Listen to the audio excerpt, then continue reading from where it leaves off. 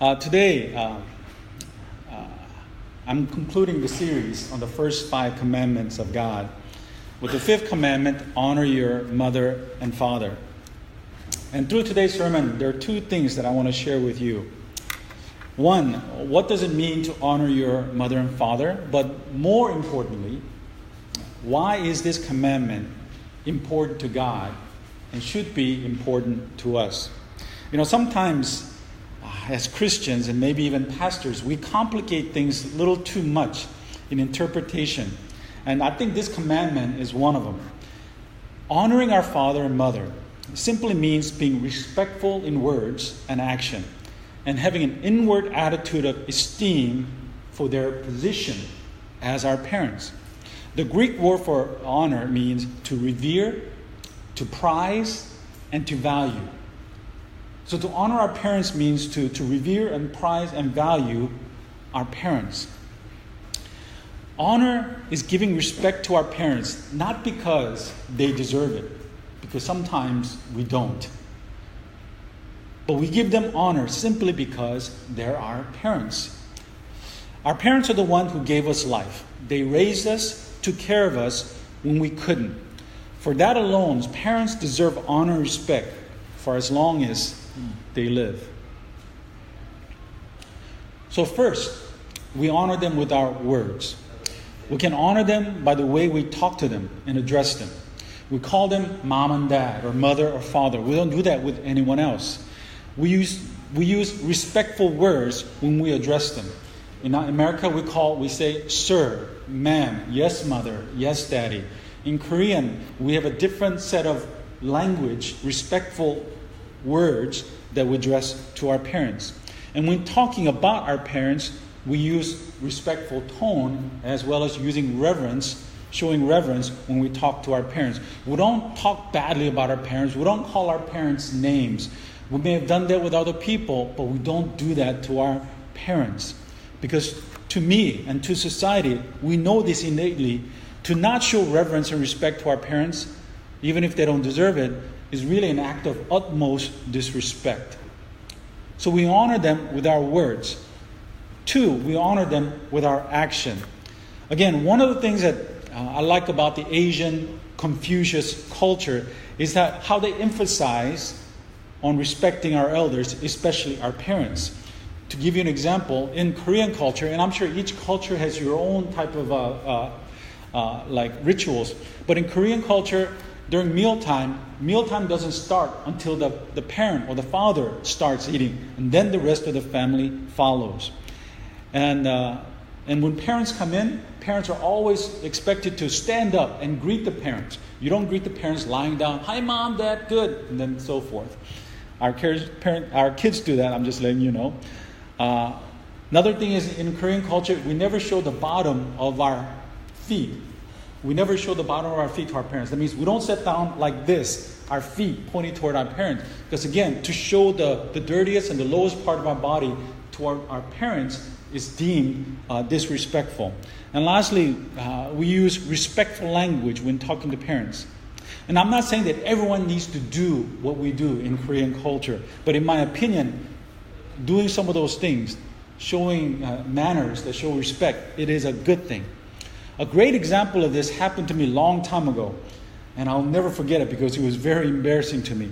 One time I was having dinner with a bunch of friends. There was about eight of us, guys and girls together. And this was after we graduated, so in our mid-20s.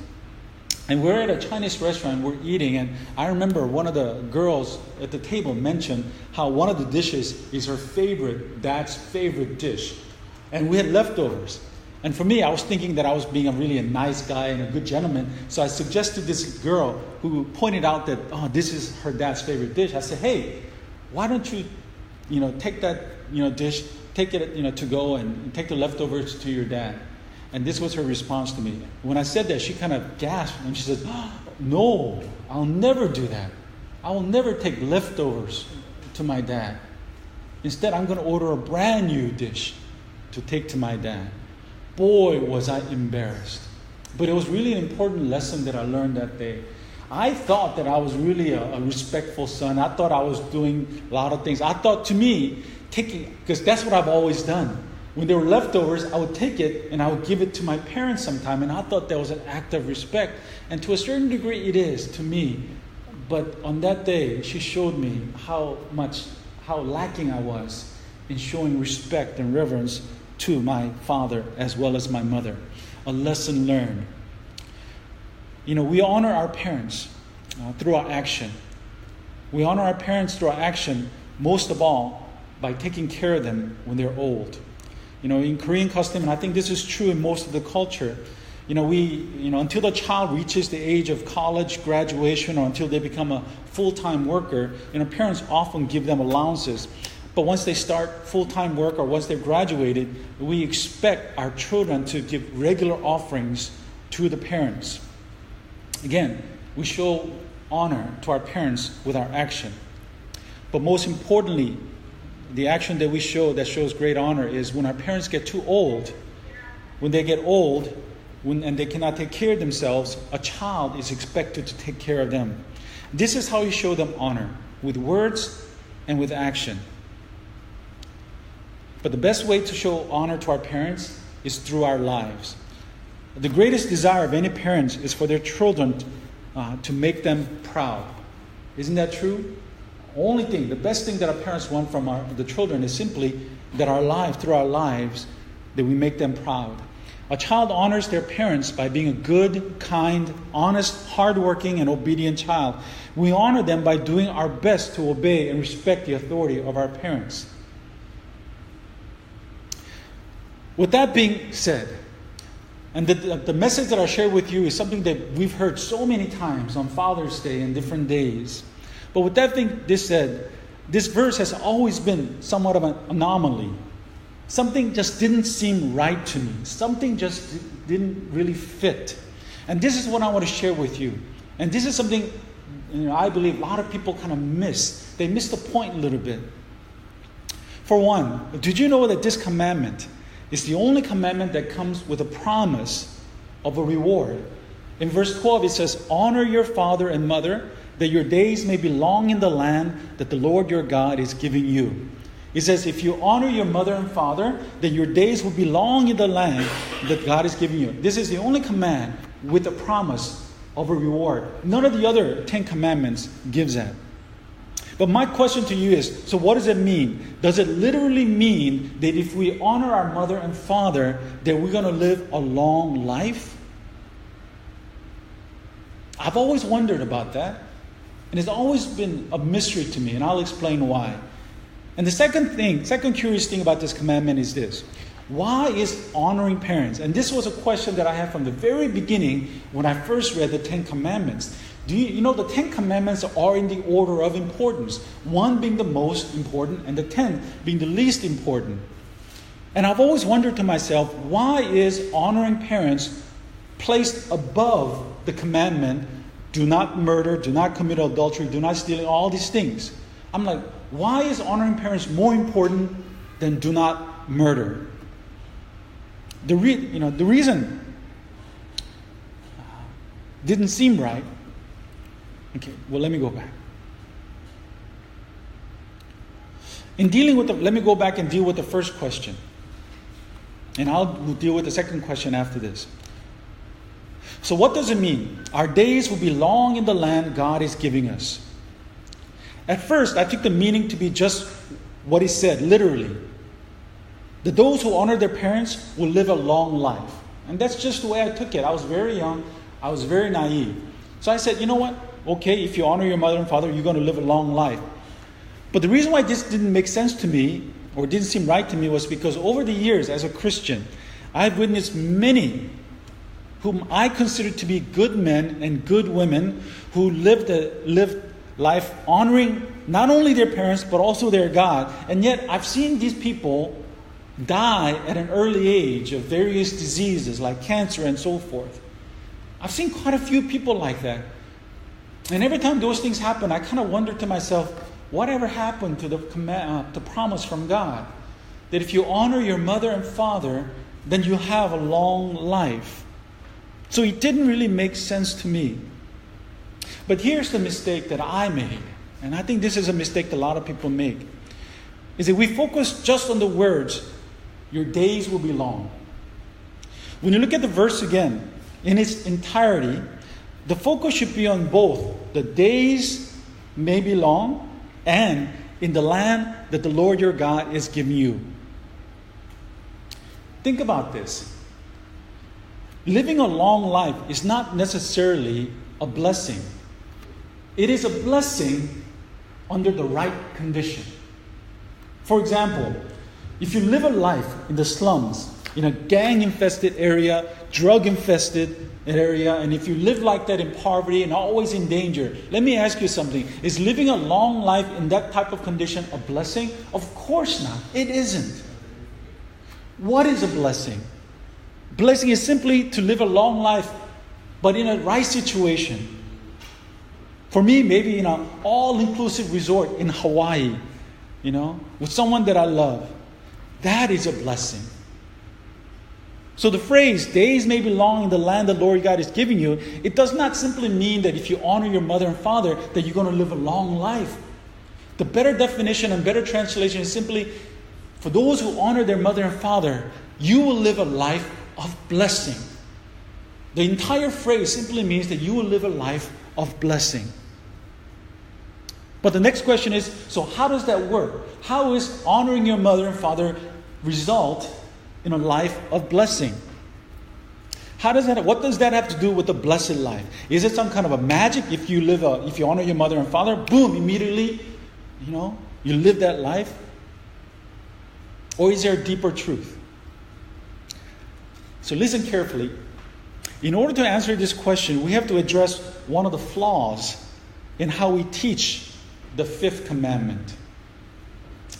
I'm thinking, a lot of you guys are thinking, man, Pastor Paul is preaching the kids, preaching the message about honor your mother and father.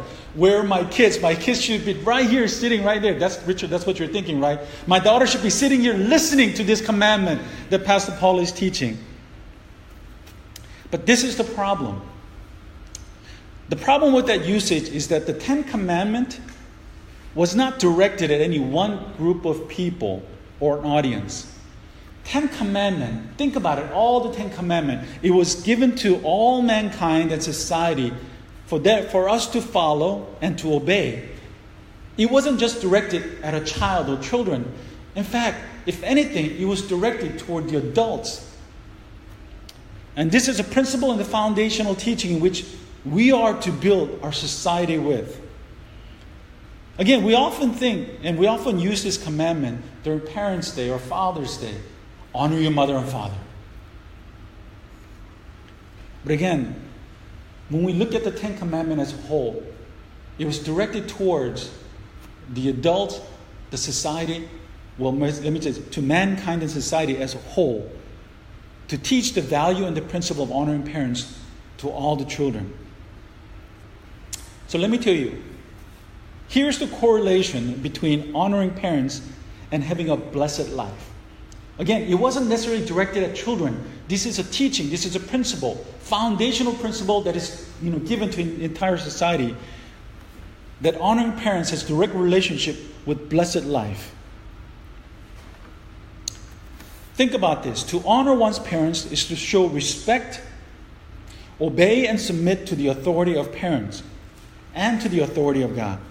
But instead, too often, parents seek to be loved by their children. And what I mean by that is, too often times we do things so that our kids will like us. But the problem with that type of mentality of raising our kids is that the Bible never commanded children to love their parents. It is never found in the Bible. Instead, throughout the Bible, Bible refers to command to our children to obey and to honor and to follow and to submit. Why? Because God knows that a child cannot have any respect for any authority, such as teachers, policemen, government, and so on, if they're not first taught to submit, to honor their mother and father first. Are you following me?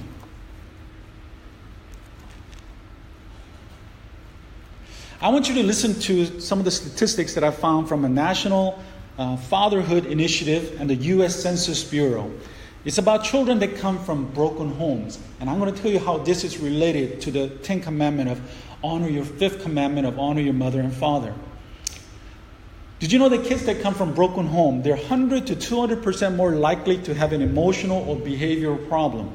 They're 68% more likely to use drugs or alcohol. They're more likely to become sexually active at an early age. They're 3 times more likely to commit a violent crime. 63% of teenagers who attempt suicide come from broken home. 71% of high school dropouts are from broken home. 90% of all homeless and unaware children are from broken homes. 85% of all youth sitting in prison grew up in broken home. Fatherless sons are 300% more likely to be arrested and jailed.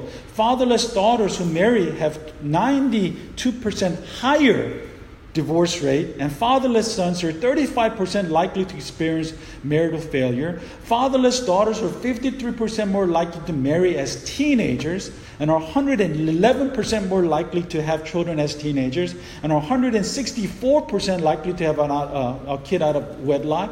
80% of teenagers admitted to psychiatric hospitals come from fatherless homes, and girls without fathers, 53% more likely to commit suicide. All these things can be found on the internet. All of the above statistics show one simple common denominator. What is it? It is a lack of respect and fear of authority. The underlying common denominator behind these statistics are that the children that come from broken homes are far less likely to have learned how to honor their mother and father because parents were never home to teach them. We never really thought about that. But that is the truth and that is the reality. Kids do what they do because they have never learned to honor their mother and father. It is through honoring of parents, child learns that there is a moral authority above them whom they are to obey, submit, and respect. Let me say that again. It is by learning to honor their mother and father, a child learns that there is a moral authority above them whom they must respect, obey, and follow. The breakdown of our society starts with the breakdown of the family, which fails to implement the most important commandment from God. Teach your children to honor your mother and father.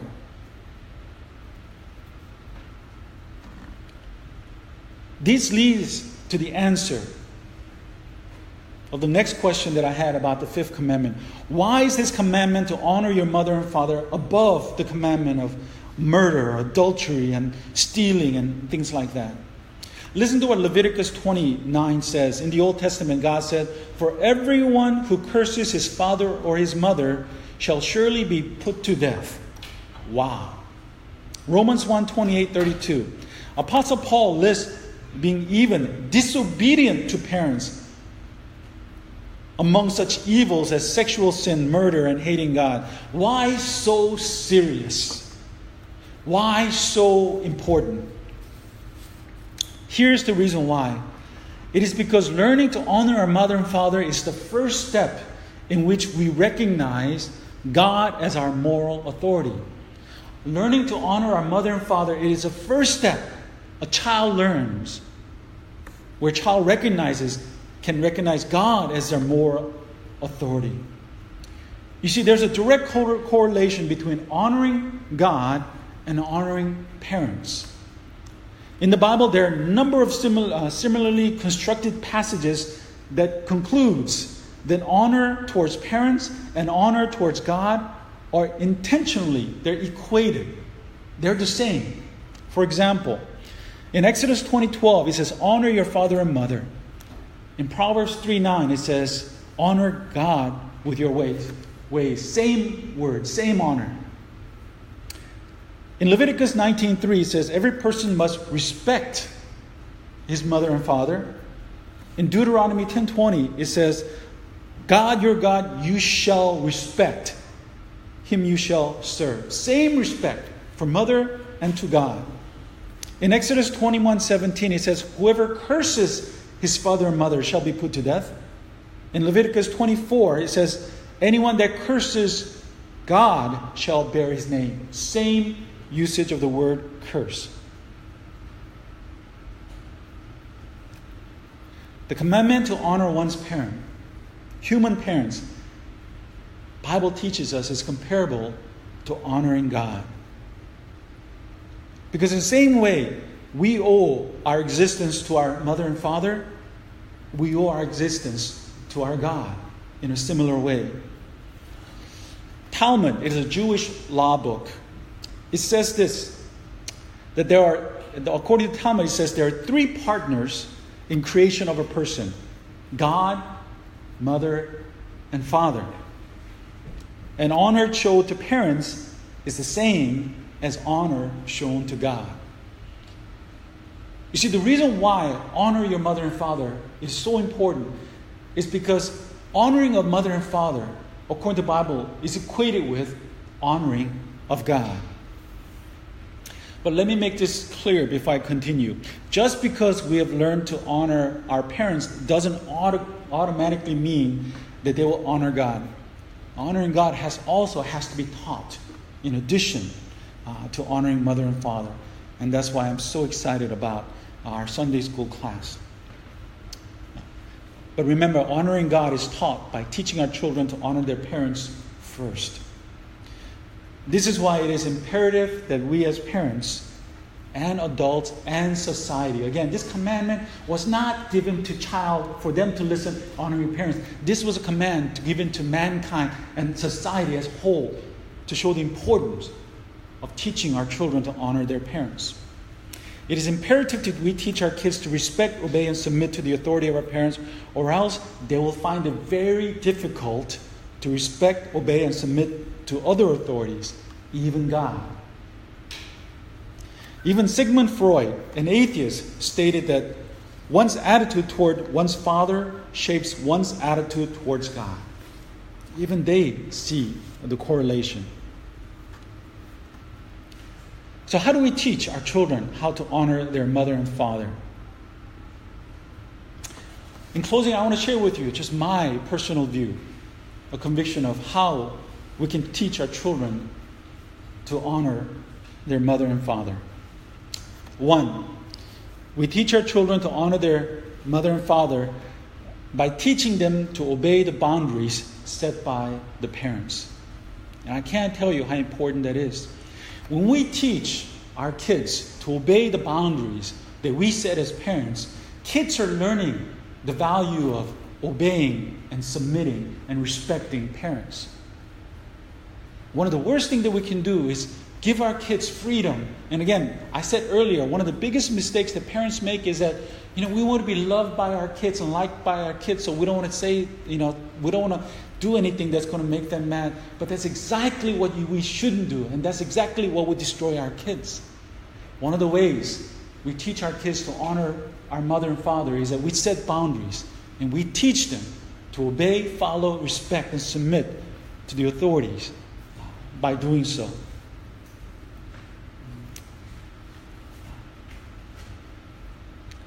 We're not teaching them to honor parents when we give our kids everything that they want. We are not teaching them to honor parents when we do not discipline them for disobedience and disrespect. In other words, simply put, don't spoil your kids. Remember, the Bible never said that our goal as parents is to receive love from our children, but rather receive honor from them. And let me just say this, when our kids are all grown up and when they become adults, and it is when they show honor, we feel most satisfied as parents above anything else. So teach our children to respect, submit, and obey the authority and the boundaries of our parents. Step number 2, how do we teach our children to honor your mother and father? Second way is we show them what it means to honor our parents by us as parents. We honor our parents. Another way our kids learn the meaning of honor is that as they watch you, their parents, honor your mother and father. And I promise you, when you do that, when your kids grow up, they will honor you the same way you honored your parents. And lastly, mothers and fathers, We teach our children to honor our parents as we, as husband and wife, as we honor our spouses with words and with action. Our kids learn to honor parents when husbands love their wives and the wives respect your husbands. They learn from watching you and how you honor each other by fulfilling the commandment God's given you as husbands and wives. Husbands and wives speak words of respect to one another. They learn by watching. And let me just say this. I was very convicted again as I was saying this because I have ways to go as well. Husbands and wives, honor your spouses with words and gifts on birthdays and wedding anniversaries as well as many other days. This is a learn that I learned from my wife years ago. Whenever my birthdays came around or Father's Day came around, my wife would make a big deal. And to me, I didn't want that because it's a waste of money. I have everything that I need. I didn't want my children or my wife to waste money on things that I don't need. And it was in that moment my wife says, to do this, to do this act of honor of celebrating your birthday and to celebrating Father's Day, it's not just for you. My wife said, it is for our children. Because we must teach them. This is how we teach them to honor their parents.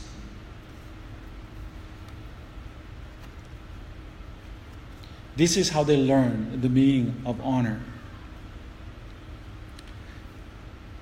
Through this message that I hope we all understand,